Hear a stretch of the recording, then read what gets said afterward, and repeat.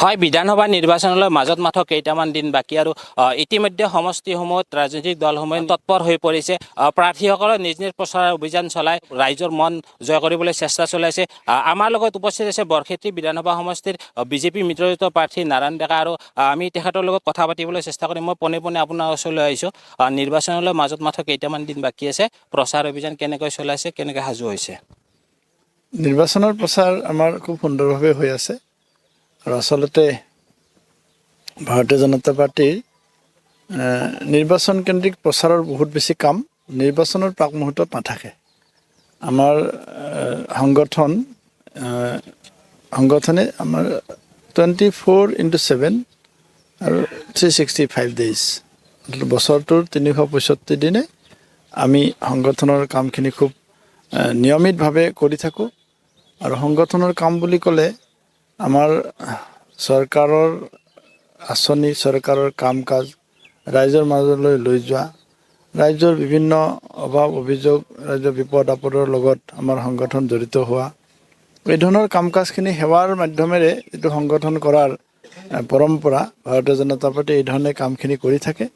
আৰু আমাৰ দলে যিকোনো মুহূৰ্তত যিকোনো নিৰ্বাচন মুখামুখি হ'বৰ কাৰণে সদায় প্ৰস্তুত থাকে।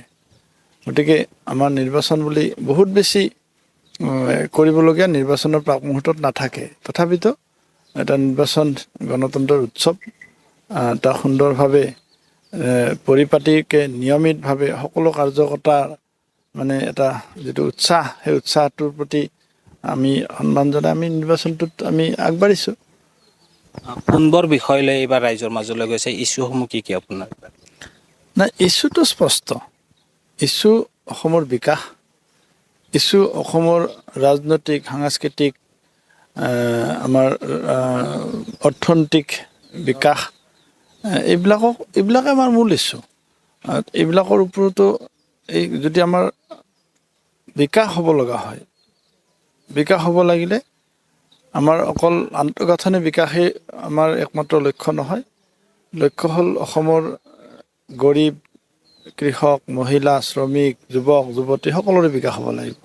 আৰু সকলোৰে বিকাশৰ কাৰণে মুখ্যমন্ত্ৰী কাম কৰি আছে।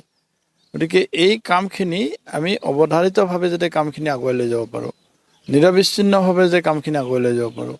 মুখ্যমন্ত্ৰীৰ লক্ষ্য অসমখনক আমাৰ দেশৰ 5খন শ্ৰেষ্ঠ ৰাজ্যৰ ভিতৰত এখন অসমক লৈ যোৱাৰ কাৰণে যিটো চেষ্টা, সেই চেষ্টাটো মানে সংকল্প যিটো, সেই সংকল্পটোক সাকাৰ কৰাৰ কাৰণে, সিদ্ধিলৈ ৰূপান্তৰ কৰাৰ কাৰণে মুখ্যমন্ত্ৰী যিধৰণে কাম কৰিছে, সেই কামখিনিকে আমি সকলোৱে সহযোগ কৰি আগুৱাই নিব লাগিব। আপোনাৰ সৈতে এইবাৰ 4গৰাকী প্ৰাৰ্থীয়ে প্ৰতিদ্বন্দ্বিতা আগবঢ়াব। কাৰ লগত আপোনাৰ প্ৰতিদ্বন্দ্বিতা হ'ব বুলি ভাবিছে? আমাৰ প্ৰতিদ্বন্দ্বিতাটো কংগ্ৰেছৰ লগতে হ'ব, তাততো আৰু কোনো সন্দেহ নাই। কিন্তু প্ৰতিদ্বন্দ্বী বুলি ক'লে তেনেকুৱা আমি একদম যে প্ৰতিদ্বন্দ্বিতা হ'ব তেনেকুৱা নহয়। কাৰণ এতিয়া আজিৰ তাৰিখত বৰক্ষেত্ৰীৰ ৰাইজে কংগ্ৰেছক প্ৰায় এৰিছে। গতিকে আমাৰ 4জন প্ৰাৰ্থীৰ ভিতৰত হয়তো নেক্সট পজিশ্যনত কংগ্ৰেছে থাকিব। কংগ্ৰেছৰ প্ৰাৰ্থী দিগন্ত বৰ্মন আৰু আপুনি এইবাৰ তৃতীয়বাৰৰ বাবে মুখামুখি হ'ব। আপোনাৰ প্ৰতিদ্বন্দ্বীগৰাকীৰ বিষয়ে কিবা ক'ব? প্ৰতিদ্বন্দ্বীগৰাকীৰ বিষয়ে মই বৰ বেছি ক'ব লগা নাই। মোৰ ক'ব লগা ৰাইজলৈকে। প্ৰতিদ্বন্দ্বিতা চবেই কৰিব, আমি প্ৰতিদ্বন্দ্বিতা কৰা ব্যক্তিৰ ওপৰত আমি কি মতামত দিম? গতিকে সেইটো আমাৰ অধিকাৰো নহয়, সেইটো উচিতো নহয়। মোৰ মাত্ৰ বৰক্ষেত্ৰীবাসী ৰাইজলৈহে ক'ব লগা আছে। আৰু ৰাইজলৈ বহুত বেছি ক'ব লগাও নাই, ৰাইজে বুজিছেই নিজে নিজে। যোৱা 5টা বছৰ বৰক্ষেত্ৰীবাসী ৰাইজে উন্নয়নৰ পৰা বঞ্চিত হ'ল। বৰক্ষেত্ৰীবাসী ৰাইজে বিধায়কৰ মৰমৰ পৰা বঞ্চিত হ'ল। বৰক্ষেত্ৰীবাসী ৰাইজে বিধায়কৰ যিটো দায়িত্ব, সেই দায়িত্ববোধৰ পৰা বঞ্চিত হ'ল।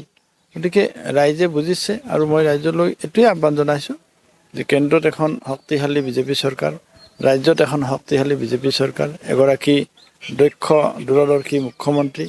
গতিকে বৰক্ষেত্ৰীবাসী ৰাইজে মুখ্যমন্ত্ৰীৰ পৰা দূৰত থাকি বৰক্ষেত্ৰীৰ উন্নয়ন সম্ভৱ নহয়। সেইকাৰণে বৰক্ষেত্ৰীবাসী ৰাইজক মই আহ্বান জনাইছোঁ, এইবাৰ বিপুল ভোটৰ ব্যৱধানত আমাৰ বৰক্ষেত্ৰী সমষ্টিটো মুখ্যমন্ত্ৰী মহোদয়ক উপহাৰ দিব লাগে আৰু এইটো ৰাইজে সিদ্ধান্তও লৈছে। ব্যৱধান কিমান হ'ব বুলি ভাবে? ব্যৱধানৰ কথা নিৰ্বাচনলৈ আৰু 10টা দিনমান বাকী আছে। আজিয়ে কৈ দিয়াটো ঠিক নহ'ব, কিন্তু মই এটা অনুমান কৰিছোঁ যোৱা পঞ্চায়ত নিৰ্বাচনত আমি 4টা জিলা পৰিষদ লৈ পেলাই প্ৰায় 50,000তকৈ অধিক ভোটত আমি জয়লাভ কৰিছোঁ। আৰু এই 6 মাহত বহু কংগ্ৰেছ পৰিয়াল, বহু হাজাৰ কংগ্ৰেছ পৰিয়াল কংগ্ৰেছ দল ত্যাগ কৰিছে। বহু কংগ্ৰেছৰ সক্ৰিয় কাৰ্যকৰ্তা, বহু কংগ্ৰেছৰ মানে বিষয় ভাৱলৈ থকা কাৰ্যকৰ্তা কংগ্ৰেছ এৰি বিজেপিত যোগদান কৰিছে। গতিকে স্বাভাৱিকতে আমাৰ পঞ্চায়ত নিৰ্বাচনত যিটো 50,000ৰ ব্যৱধান আছিল তাতকৈ এইবাৰ ব্যৱধানটো বৃদ্ধি হ'ল। ধন্যবাদ জ্ঞাপন কৰিছিলোঁ। এয়া আছিল বিজেপিৰ মিত্ৰজোঁটৰ মনোনীত প্ৰাৰ্থী নাৰায়ণ ডেকা। আৰু এনেদৰে এতিয়া বৰক্ষেত্ৰী বিধানসভা সমষ্টিত প্ৰাৰ্থীসকলে নিজৰ নিজৰ নিৰ্বাচনী প্ৰচাৰ চলাই গৈছে।